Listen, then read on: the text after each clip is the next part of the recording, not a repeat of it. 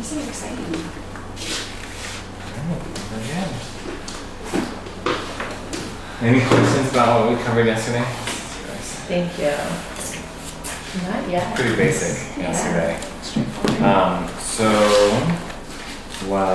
Oh, I do have a question. So when are we enrolling in these courses and taking them? Is this something on free time or is this something we do? It's something on Banyan's time, Okay. and pretty much once you get a computer, you guys can go ahead and enroll in those courses. And then, when you don't have other projects that take priority and you're looking for something to do besides surfing the web, then you can work on that stuff. And is there a deadline for these? There's not really a deadline. It's just, it just helps management kind of assess where you're at as far as your knowledge goes. So, if you get it done quicker, then you can kind of move up faster. And if you get it done slower, then that's fine too. Cool. There's no pressure when it comes to being in university. So,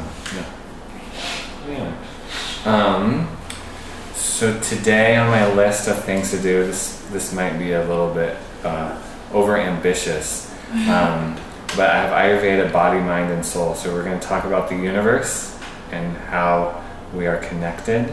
Talk about the 5 elements. We'll talk about the 3 doshas. And we'll talk about the 20 qualities. So that's kind of... Seems like a bit quantity-wise. 25. So there's a lot. So, are either of you familiar with Sankya Philosophy, by chance? Yeah, I've heard of it, but I've never really understood it. Okay. So. Okay. Well, so that's where we're going to start. So, Ayurveda, as you probably have heard, is considered to be a 5,000-year-old science. And the reason that they say that is that one of the initial written texts is the Rig Veda, which is kind of the first Vedic text. And really what the Rig Veda is for so long, Vedic sciences were an oral tradition. And so it was all mantra, all these mantras that they were doing. And eventually they decided to start writing things down. And so the Rig Veda was the first time that they actually wrote down any of these mantras that they were speaking. And the belief is that the mantras were the word of God, and so that these sages and seers had tapped into the divine, and the divine had given them this very specific cadence and these very specific rhythms of words and vibrations to articulate, to connect with certain divine energies. And so in the Rig Veda, there are a lot of correlations between Ayurvedic concepts. The Rig Veda doesn't say these are the 3 doshas and da-da-da-da, but it talks a lot. It'll talk about Agni, which we'll talk about later, which we consider kind of the digestive fire. But Agni is also the sacred fire, the fire of transformation, the divine flame within each of us. Talks a lot about Soma, and Soma again is kind of like an enlightened form of Ojas or Kapha. So there's a lot of similar concepts in the Rig Veda. So that's how Ayurveda, quote unquote, was kind of started. But the real text that talks about Ayurveda is the Atharva Veda. And so the Atharva Veda is kind of one of the other Vedas that was written much later. And that actually starts to describe more Ayurvedic concepts. And I think it was Lord Atreya was given this knowledge from a rishi who got it from Dhanvantari, who is kind of the divine incarnation of Lakshmi, put here on the planet to spread the wisdom of medicine. So Dhanvantari is considered kind of the patron saint of Ayurveda, so to speak. So that's kind of how this all came into being. And so around that time when the Rig Veda was being written in the Atharva Veda, the dominant philosophical system of creationism was Sankya philosophy. Sorry, who was the patron saint of? Dhanvantari. Dhanvantari. Yeah, and Dhanvantari is I shouldn't say patron saint. He's like the god of medicine. So, if you're familiar with Hinduism or a lot of the kind of Vedic religious practices, they have many different gods that personify different aspects of the divine. And so Dhanvantari personifies the aspect of the divine that deals specifically with health and healing and longevity in medicine. No, it's great. Questions are great. So, Sankya philosophy is the kind of dominant philosophy that was around during this time. And so Ayurveda kind of took that philosophy as its creation story to determine, how we quote unquote incarnate, or how creation happens. So we'll kind of go through this chart briefly. This whole system of philosophy you could probably study for the next 10 years and still just be scratching the surface of it. But the initial idea is that there's a duality that is created between what is considered a more masculine energy and what is considered a more feminine energy. So the masculine energy is considered to be Purusha, and the feminine energy is considered to be Prakriti. And so the masculine energy is kind of the it's the unmanifest world. It's the thought before form. It's it's all those things that somehow in the mystery we know actually exist, and yet there's no real way to have a direct experience of them because they're not manifest in the same way. I mean, they're there, but they're not physical things. And then Prakriti is anything that can be experienced through any of the senses, basically. It's anything that is manifest. And so Prakriti has more of this feminine energy because it's the feminine principle that creates, it's the woman that creates new life. And so the Prakriti is this feminine creative power. And so everything kind of stems from the interrelationship between Purusha and Prakriti. Purusha kind of precedes Prakriti, and then Prakriti brings everything else into existence. And so these are very subtle concepts. And the first time that they come together in what is often called cosmic intelligence, or Mahat. And so, one of the ways I think of Mahat is kind of the intelligence that informs our DNA, the intelligence that informs life, the kind of the blueprint that tells everything to do, to structure itself in the right way, precedes everything else. It's the intelligence within our body, that kind of infinite intelligence that allows us to live and to function and to move. And so Mahat is the cosmic intelligence, but the kind of more refined Mahat is Buddhi, which you've heard of the Buddha. And so the Buddha was an enlightened master, and the reason he's often called the Buddha is because he tapped into that Buddhi, which is this more individualized cosmic intelligence. So where Mahat is the more broad intelligence that informs everything, Buddhi is our own individual intelligence that precedes all other manifestation. So as we continue to incarnate into our present form, the next stage that we go through is called Ahamkara. So Ahamkara you'll often hear associated with the ego. It's basically at a certain point we start to identify with our vehicle. Or I think of the word Ahamkara like I identify with my car. Like you identify with your vehicle. And so Ahamkara is where you start to identify with this physical body and start to go, oh, okay, I'm somehow separate from this cosmic intelligence and separate from those two principles that create all of reality. with a big R. And so that's the first time things start to differentiate.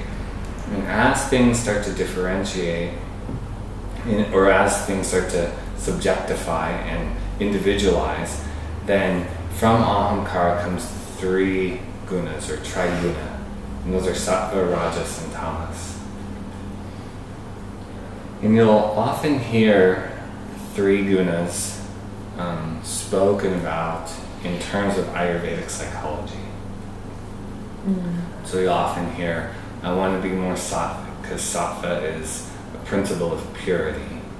Or I want to be less rajasic, because rajas is the principle of activity and movement. Or I want to be less tamasic, where tamasic is decay or inertia. So you'll come across those terms in that context. In this context, it's a little bit different. And so as we're looking at kind of stages of creation, anything that decays or has inertia, has entropy, is going to be tamasic.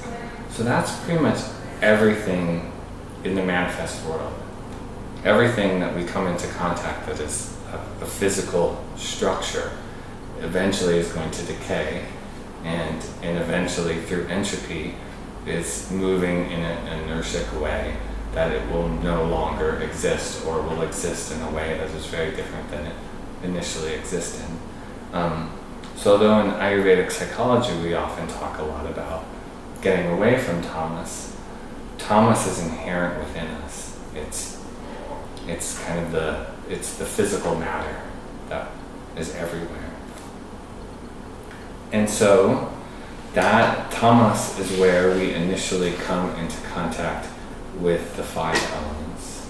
And we'll go into the 5 elements in detail, because the 5 elements are really the key to understanding Ayurveda. In addition to the 5 elements, we also come into contact with the 5 tanmatras, or senses, basically. So oftentimes I think about this as like when life was first being created, and there were just these little single-celled organisms everywhere, and there was nothing else but these little single-celled organisms. And so initially, as life was being created, all there was the sound that the organism would make. I mean, they're spread out so they weren't touching each other. Initially, it was just like the vibration, the hum of the organism. And then as more of these single-celled organisms started to come into being, then they would touch each other, and that was the next stage of communication that they were able to initiate. And then over time, the single-celled organisms started to develop, and they developed eyes, and they started to be able to see what was around them and interact in that way. And then over time, again, they started to develop even more, and they developed mouths, and they started to be able to ingest and eliminate and start to taste things. And then lastly, they started to be able to smell things. So it's kind of developmentally, you can see in biology, there's kind of a similar transition of single-celled organisms moving from sound to touch to sight to taste and then to smell. And so these are just kind of that analogy I'm using, a single-celled organism, but those are just the ability to do all those things. Those are kind of the inherent qualities that we're aware of, that we're able to do with those senses that we have. There's probably other senses that are more subtle, that we're not as aware of, but yet are still very much part of the way that we're able to interact with the world. And so that's tamas. And then rajas in this context kind of mitigates these two. So one way to think about this is tamas really deals with the body and with physical matter. And then rajas is kind of the energy that translates the tamas to the sattva. And sattva is kind of considered to be the mind, or those things that we know are there, and yet they don't have a real physical structure. And so how we relate to thoughts, basically, is through our five senses. That's the initial way that we relate. So the ears and the skin and the eyes and the tongue and the nose.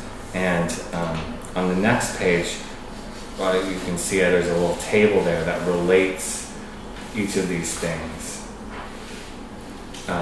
It relates the element to the sense organ, and then also to the organ of action. So initially you have those five senses, and then we take actions based on the five senses through our bodies and initiate, more cause and effect in our lives.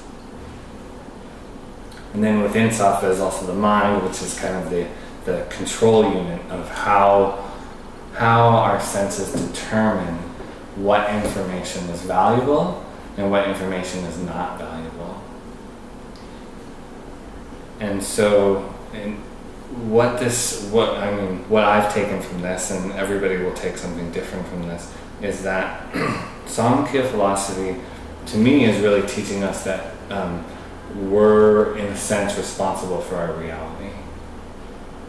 So we very much have been incarnate in a way where we have a different proportion of sattva and rajas and tamas. And so there's very much a subjective way in which we see the world, based on our sense organs and based on the information that our mind perceives to be valuable and the information that our mind perceives to be not valuable. It's kind of like when a crime is committed and there's witnesses, each witness has a completely different account of how that crime took place.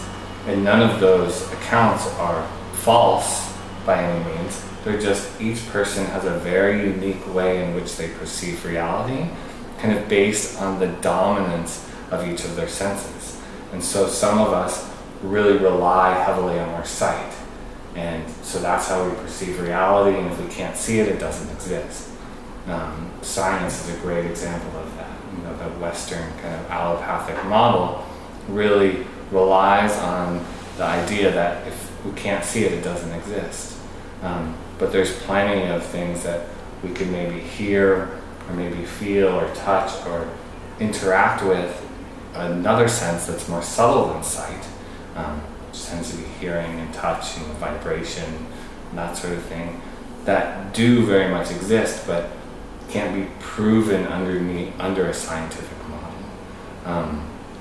And so Sankhya philosophy, once we kind of recognize or believe that this is very much a subjective experiment, that things are not as they seem, they're as we see them, then we start to take responsibility for take responsibility for our reality. Right? There's nothing, we're not a victim of anything. There's nothing that's happening to us from the outside in. It's how we're perceiving those things that are allowing us to come into contact with those.